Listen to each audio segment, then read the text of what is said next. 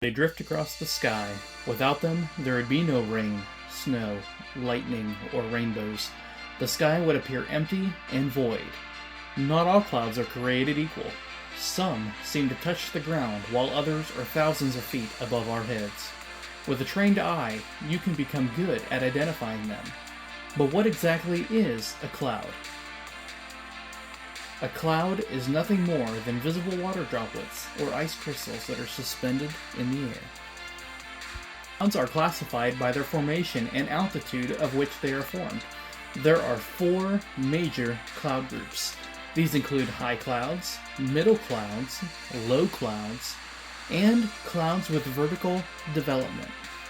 The first group are low altitude clouds. These clouds are formed of liquid water droplets that are formed from the ground to about 6,500 feet. Let's look at some examples of low clouds. Fog is the lowest of the clouds, which forms on the ground under the right conditions. Another common low-level cloud are our cumulus clouds. Cumulus clouds are the most familiar cloud of the clouds, as they tend to look like floating cotton balls. One more example of a low cloud is called nimbus. These clouds are dreary, often grayish, and look wet to the eye, and often cover the entire skies. Next, we move up to our middle altitude clouds. These clouds form between 6,500 feet all the way to 23,000 feet high. These clouds are still mostly composed of liquid water droplets. At this altitude, we can find a cloud type like alto cumulus. These clouds usually appear light and fluffy.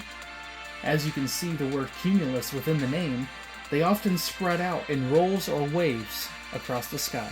As we move up higher in the atmosphere, we move to our third group, our high altitude clouds. These clouds form above 23,000 feet.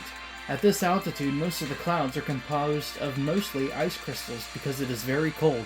At this altitude, temperatures can reach minus 40 degrees Fahrenheit at times. That's pretty cold. At this altitude, we find clouds such as cirrus clouds. These are thin, wispy clouds that are blown into tails that are termed mare's tails. Our last group are clouds with vertical development. In this group, clouds develop an updraft, which is rising air inside of them that allows them to grow upward and much taller. In this group, we find clouds such as cumulonimbus. These are towering cumulus clouds that have powerful updrafts. These clouds are very tall. In some cases, they can exceed 35,000 feet high in the atmosphere. It is within these clouds that thunderstorms are formed. Lightning can be found in these clouds due to the amount of turbulence and particle collision within these clouds. Oftentimes, this is where your severe weather is found as well. Alright, and I hope you enjoyed this video and I hope you found it fascinating.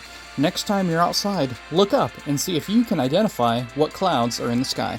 We'll see you next time.